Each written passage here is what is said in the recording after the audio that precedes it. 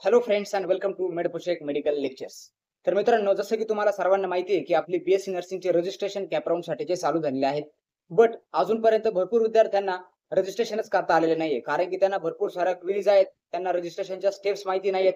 कुठल्या कंडिशनमध्ये कुठली इन्फॉर्मेशन अपलोड करायची आहे, कसे डॉक्युमेंट अपलोड करायचे, कोणते नंबर्स टाकायचे, कोणत्या डेट्स टाकायच्या, भरपूर सारे डाउट्स विद्यार्थ्यांचे आहेत. तर मित्रांनो, आजच्या या व्हिडिओमध्ये आपण इन डिटेल इन्फॉर्मेशन बघणार आहे. कशा पद्धतीने आपला बीएससी नर्सिंगचा कॅप रजिस्ट्रेशनचा फॉर्म भरायचा आहे, त्यानंतर कोणते कोणते डॉक्युमेंट्स तुम्हाला यामध्ये लागणार आहेत. तर आजचा व्हिडिओ खूप इम्पॉर्टंट असणार आहे. आपण स्टेप बाय स्टेप सर्व फॉर्म फिल करण्याच्या ऑल स्टेप्स मी तुम्हाला मराठी भाषेमध्ये एकदम सोप्या रीतीने समजून सांगणार आहे. तर व्हिडिओ शेवटपर्यंत नक्की बघा. आणि तुम्हाला जर फॉर्म फिल करण्यामध्ये काही जर क्वेरीज जर येत असतील तर आपल्या कमेंट बॉक्समध्ये नक्की सांगा. किंवा जर तुम्हाला आपल्या टीम कडून जर फॉर्म जर फिल करून घ्यायचा असेल तर मला खाली दिलेल्या नंबरवर कॉन्टॅक्ट करा. तुमचा रजिस्ट्रेशनचा फॉर्म हा फिल करून घेतला जाईल. ओके फ्रेंड्स, तर चला आपण बघूया की कशा पद्धतीने फॉर्म फिल करायचा असतो. ओके फ्रेंड्स, तर चला आपल्या व्हिडिओला स्टार्ट करू. तर सर्वात पहिले ज्यावेळेस तुम्ही आपल्या सीईटी सेलच्या ऑफिशियल वेबसाईटमध्ये येणार तर तुमच्या समोर अशा पद्धतीचे एक होमपेज ओपन झालेलं असेल आणि इथे एक दिलेला आहे की CET examination portal for annual year 2025-26. तर तुम्हाला काय करायचं आहे की ह्या जे पोर्टल आहे तर ह्या पोर्टलवर किंवा या पर्टिक्युलर ऑप्शनवर इथे मी येलो कलरमध्ये हायलाइट पण केलेला आहे. तर तुम्हाला याच्यावर काय करायचं आहे मित्रांनो, क्लिक करायचं आहे. क्लिक केल्यानंतर तुमच्या समोर असा एक इंटरफेस इथे ओपन होईल. तर इथे तुम्हाला काय करायचं आहे, तुमचा जो रजिस्टर ईमेल आयडी आहे तर तो रजिस्टर ईमेल आयडी इथे तुम्हाला फिल करायचा. त्यानंतर तुमचा जो पासवर्ड असेल तो पासवर्ड इथून फिल करायचा. जर कोणाला तुमचा मेल आयडी माहिती नसेल किंवा काही चूक झालेली असेल, पासवर्ड जर तुम्ही विसरलेला असेल तर ऑप्शन आहे तुम्ही तो फॉरगॉट पासवर्ड करून तुमची जे नेक्स्ट स्टेप आहे तर ते करू शकता. त्यानंतर तुम्हाला इथे साइन इन जे बटन आहे तर साइन इन बटनवर क्लिक करायचं आहे. साइन इन बटनवर क्लिक केल्यानंतर तुमच्या समोर तुमची पूर्ण प्रोफाईल इथे ओपन होईल. आता भरपूर जणांचा क्वेश्चन असा आहे की सर तुमची मोबाईल नंबर भरपूर जणांचा चुकलेला असतो. काही जणांनी त्यावेळेस वेगळा मोबाईल नंबर दिलेला आहे, आता तो मोबाईल नंबर बंद आहे त्यामुळे तुमचं मोबाईल व्हेरिफिकेशन होत नाहीये. काही जणांच्या नावामध्ये चुकी असते. तर इथे एडिट प्रोफाईल म्हणून एक ऑप्शन आहे. तर तुम्हाला काय करायचं आहे, या एडिट प्रोफाईल ऑप्शनमध्ये जायचं आहे. जे पण तुमचे नवीन अपडेट्स असतील तर ते नवीन अपडेट्स तुमच्या प्रोफाईलमध्ये टाकायचे आहे. त्यानंतर सेव्ह चेंजेसवर क्लिक करायचं आणि मग तुम्हाला इकडे सेंट्रल ॲडमिशन प्रोसेसमध्ये यायचं आहे. ओके, तर ज्या विद्यार्थ्यांचं सर्व प्रॉपर आहे त्यांनी direct centralise admission process CAP रजिस्ट्रेशनवर यायचं आणि तर रजिस्टर नाव जे आहे तर याच्यावर तुम्हाला क्लिक करायचं आहे. त्याच्यावर क्लिक केल्यानंतर तुमच्यासमोर परत इथे 5 ऑप्शन्स येतील. ओके, 5 ऑप्शनपैकी तुम्हाला मेडिकल अँड आयुष एज्युकेशन हे जे आहे तर हे जे खाली दिलेला ॲरो आहे त्या ॲरोवर तुम्हाला क्लिक करायचं आहे. या ॲरोवर क्लिक केल्यानंतर तुमच्यासमोर परत ऑप्शन्स येतील बॅचलर ऑफ सायन्स आणि पोस्ट ग्रॅज्युएशन इन डेंटल. तर आता डेंटलचे तर बंद झालेले, MDSचे बंद झालेले आहेत. आपल्याला काय करायचं आहे, bachelor of science in nursing हे जे ऑप्शन आहे तर तुम्हाला या ऑप्शनवर क्लिक करायचं आहे. एकदा तुम्ही या ऑप्शनवर क्लिक केलं की तुमच्यासमोर अशा पद्धतीने सर्व हा इंटरफेस ओपन होईल.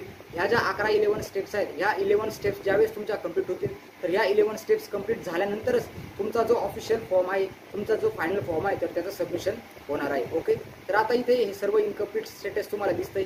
याचं सर्व मी एक ब्रॅकेट करून क्वेश्चन मार्क पण केला आहे. तर हे सर्व आता तुम्हाला कंप्लीट करायचं आहे आणि स्टेप बाय स्टेप आता आपण बघणार आहे की हे कसं कंप्लीट केलं जाणार. त्यानंतर याच्यावरती एक इथं तुम्हाला दिसेल की क्लिक हेअर म्हणून go and complete your profile. Okay, असं एक ऑप्शन आहे. तर तुम्हाला इथं जे क्लिक हेअर आहे तर क्लिक हेअरवर तुम्हाला क्लिक करायचं आहे. क्लिक हेअरवर क्लिक केल्यानंतर तुमच्यासमोर मग सीईटी सेलची इन्फॉर्मेशन येईल. आता ॲज पर SSO इथं तुमचं नाव येईल. भरपूर जणांना इथं नावामध्ये क्वेरी आहे तर तुम्हाला ते नाव कसं चेंज करायचं हे पण मी तुमच्या प्रोफाईलमधून कसं चेंज करायचं ऑलरेडी तुम्हाला एक्सप्लेन केलं आहे. ओके, त्यानंतर तुमचा नर्सिंग सीईटीचा इथे रोल नंबर टाईप करा. त्यानंतर इथे ॲप्लिकेशन नंबर टाईप करा.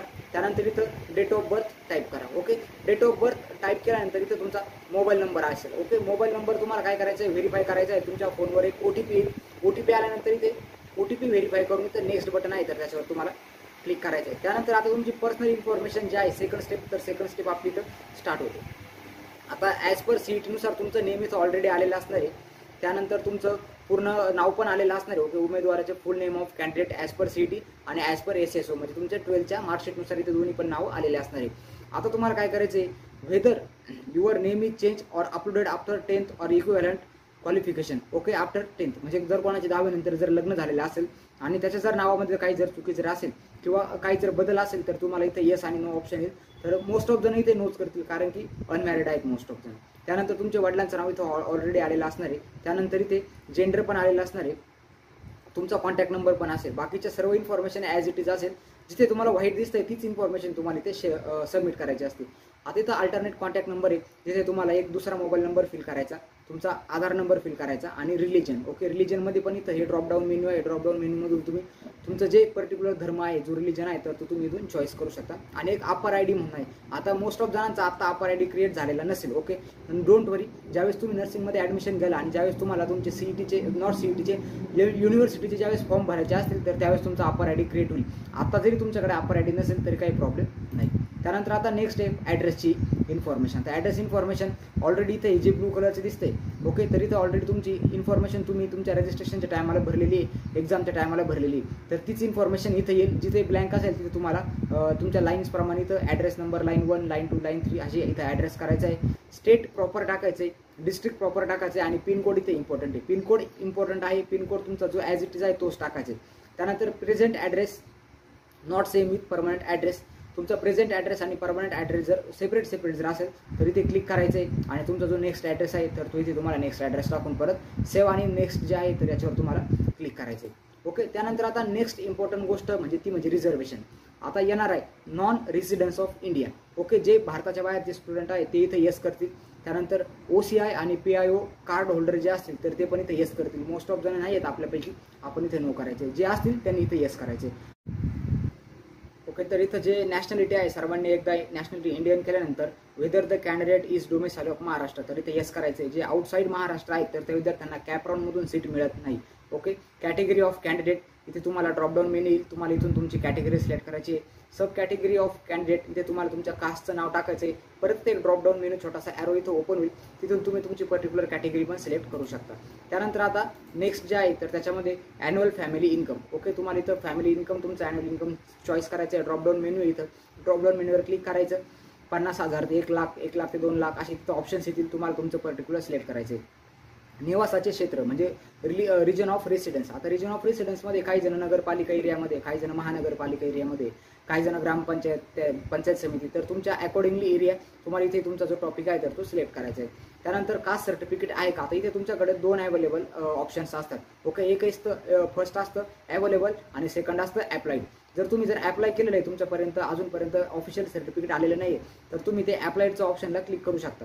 जात प्रमाणपत्र क्रमांक म्हणजे इथं कास्ट सर्टिफिकेशन नंबर टाकायचा आहे. पावती असेल पावतीवर पण नंबर असतो, तो नंबर इथे टाकायचा आहे. आता ज्यांच्याकडे कास्ट सर्टिफिकेट आहे तर तो जो QR कोड आहे QR कोडच्या खालचा नंबर इथे तुम्हाला टाकायचा असतो. त्यानंतर कास्ट सर्टिफिकेशन इश्यूइंग डिस्ट्रिक्ट. तुम्ही कोणत्या डिस्ट्रिक्टमधून इश्यू करत आहात तर खाली जो स्टॅम्प असतो स्टॅम्प खाली त्याचं नाव असतं. फॉर एक्झाम्पल छत्रपती संभाजीनगर असेल, अहमदनगर असेल, अहिल्यानगर, नाशिक असेल तर तुम्ही इथे सिलेक्ट करू शकता. त्यानंतर do you possess caste validity. तुमच्याकडे कास्ट व्हॅलिडिटी आहे का. आता ज्या विद्यार्थ्यांकडे आहे ते अवेलेबल करतील, ज्यांनी अप्लाय केलं आहे ते अप्लाय करतील. सेम परत तुम्हाला तिथे कास्ट व्हॅलिडिटी नंबर टाकायचा आहे आणि तुम्ही कोणत्या डिस्ट्रिक्टमधून इश्यू करत आहात, नाशिक असेल, पुणे असेल, मुंबई असेल, तुम्हाला तिथे सिलेक्ट करायचं आहे. त्यानंतर नेक्स्टवर यायचं आहे तुम्ही दिव्यांग व्यक्ती आहात का. ओके, जे विद्यार्थी PWD मध्ये आहेत ते इथे PWDला येस करतील. PWDला येस केल्यानंतर PWD मध्ये जी इन्फॉर्मेशन भरायची आहे तर त्याचे काही ऑप्शन्स ओपन होतील. आता त्यानंतर ऑर्फन जे असतील तर ते येस करतील, जे नसतील ते नो करतील. त्यानंतर आता मोस्ट ऑफ जण ऑर्फन तर नाहीच आहे. त्यानंतर do you want to claim minority quota. कोणाला मायनॉरिटी कोटा क्लेम करायचा आहे का, म्हणजे कोणी गुजराती असेल, कोणी सिंधी असेल, कोणी ख्रिश्चन असेल तर ते इथून तुम्ही करू शकता. त्यानंतर परत तुम्हाला सेव्ह आणि नेक्स्टवर क्लिक करायचं आहे. सेव्ह आणि नेक्स्टवर क्लिक केल्यानंतर SSC क्वालिफिकेशन डिटेल्स तुम्हाला तुमचे 10वीचे मार्क्स आणि 10वीचे क्वालिफिकेशन डिटेल्स इथे अपलोड करायचे असतील. आता याच्यामध्ये काय मित्रांनो, SSC म्हणजे 10th equivalent examination. Okay, year of passing. इथून तुम्हाला इयर ऑफ पासिंग ड्रॉपडाऊन मेन्यूमधून 2022-23 काय असेल ते चॉईस करायचं आहे. त्यानंतर इथे नन करायचं आहे. भरपूर जणांना आपल्यापैकी कोणाला उर्दू वगैरे भाषा जर असेल तर त्या लोकांनी फक्त इथे येस करायचे. ज्यांना या खालच्या लँग्वेजपैकी लँग्वेज नसेल अरेबिक वगैरे तर त्यांनी डायरेक्टली नन करायचे. त्यानंतर तुमचं राज्य महाराष्ट्रामधूनच सर्वजण पासिंग आहेत. त्यानंतर उत्तीर्ण जिल्हा, ज्या जिल्ह्यामधून तुम्ही 10वीचे पेपर पास झाला, ज्या जिल्ह्यातून पेपर दिले तर तो जिल्हा इथे ड्रॉपडाऊन मेन्यूमधून तुम्हाला काय करायचं आहे मित्रांनो, सिलेक्ट करायचा आहे. ओके, त्यानंतर तालुका पण सेम टाईपमध्ये सिलेक्ट करायचा. त्यानंतर तुमचा बोर्ड, आपला जो पुणे बोर्ड आहे तर तो सर्वांनी इथे सिलेक्ट करायचा आहे. त्यानंतर इथं नेक्स्ट आहे ॲज पर. आता तुमचे परत जशी आपण 10वीची इन्फॉर्मेशन टाकली तशी आता HSC 12वीची इन्फॉर्मेशन इथे तुम्हाला टाकायची. मार्कशीटनुसार इथं तुम्हाला नाव टाकायचं आहे. कॅपिटल लेटरमध्येच नाव टाकायचं आहे. ते कॅपिटल लेटरमध्येच येतं बाय डिफॉल्ट. त्यानंतर नेक्स्ट आहे इथे तुम्हाला 12वी समतुल्य परीक्षाचं, म्हणजे इथं तुम्ही परीक्षा पास आहे, फेल आहे, काय SABC कॅटेगरी जे आपलं नेक्स्ट आहे. ओके, काही जण पास असतील, पास असताना पास करायचं आहे, फेलवाले तर भरू शकत नाही. आणि जे वेगळ्या बोर्डकडून होते तर त्याने इथं ऑप्शन आहे तर ते चॉईस करायचे. त्यानंतर नेक्स्ट आहे HSC 12th इक्विव्हॅलंट एक्झामिनेशन. तुम्ही कोणत्या वर्षी पास झाले ते करायचं. इथे तुला ड्रॉपडाऊन मेन्यू सिलेक्ट करायचा आणि पासिंग इयर टाकायचा. त्यानंतर तुमचा इथे 12th सीट नंबर टाकायचा जो तुमच्या मार्कशीटवर असतो. त्यानंतर कोणत्या राज्यामधून झाले, त्यानंतर कोणत्या जिल्ह्यामधून आणि कोणत्या तालुक्यामधून. ॲज इट इज जसं तुम्ही 10वीसाठी सिलेक्ट केलं तसंच तुम्हाला 12वीसाठी तुमची जी इन्फॉर्मेशन आहे तर ती इथं सबमिट करायची असते. त्यानंतर नेक्स्ट आहे HSC or equivalent examination session. इथे सर्वांनी मार्च किंवा ऑक्टोबर इथे तुम्हाला सिलेक्ट करायचं आहे. ड्रॉपडाऊन मेन्यूवरून तुम्ही इथे सिलेक्ट करू शकता. त्यानंतर HSC डिप्लोमा इक्विव्हॅलंट बोर्ड इथे तुम्हाला आपलं जे पुणे बोर्ड येतं ते सिलेक्ट करायचं आहे. अशा पद्धतीने तुमची सगळी 10वी आणि 12वीची इन्फॉर्मेशन एकदा सिलेक्ट झाली की तुमचे जे सर्व मार्क्स आहेत तर ते मार्क्स इथे बाय डिफॉल्ट येतील किंवा गेट HSC डाटा म्हणून येईल. तुमचे डायरेक्टली 12वीचे सर्व मार्क्स इथे येतील. इथं फिजिक्स, केमिस्ट्री, बायोलॉजी, इंग्लिशचे मार्क्स, PCB टोटलचे पर्सेंटेज आणि PCB टोटलचे पर्सेंटेज तुम्हाला इथे दिसायला मिळेल. त्यानंतर परत तुम्हाला नेक्स्ट करायचे. नेक्स्ट केल्यानंतर आता पॅरलल रिझर्वेशन. तर जे विद्यार्थी डिफेन्स कॅटेगरीमधून आहेत म्हणजे ज्यांचे पॅरेंट्स डिफेन्समध्ये असेल तर त्यांच्यासाठी मेनली हे ऑप्शन इथे दिलेले आहेत. आपण नसेल तर तुम्हाला इथे नन करायचे आणि 7 नेक्स्टवर इथे क्लिक करायचे. त्यानंतर ॲप्लिकेशन फीज हा इम्पॉर्टंट स्टेप्स आता इथे आहे. ॲप्लिकेशन सीटसाठी तुम्हाला काय करायचं आहे, बोथ स्टेट कोटा आणि इन्स्टिट्यूट कोटा इथे तुम्हाला सिलेक्ट करायचं आहे आणि सर्व कॅटेगरीसाठी 1000 रुपये ॲप्लिकेशन फी आहे.